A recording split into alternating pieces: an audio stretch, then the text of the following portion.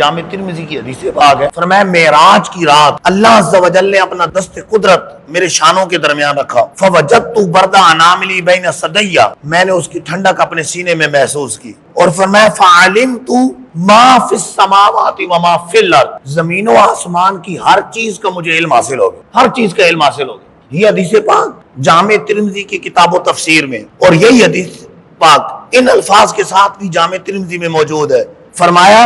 فعلمت ما بین المشرق والمغرب، مشرق و مغرب کی ہر چیز کا مجھے علم حاصل ہو گیا۔ تو اللہ عز و جل نے محبوب کو علم غیب دیا ہے۔ سرکار علیہ الصلوۃ والسلام نے ایک موقع پر شروع سے لے کر دخول جنت و نار تک ساری خبریں صحابہ کو عطا فرما دی۔ صحیح بخاری شریف کے اندر حدیث پاک ہے، حضرت عمر رضی اللہ تعالیٰ عنہ راوی فرماتے ہیں حضور منبر پر جلوہ گر ہوئی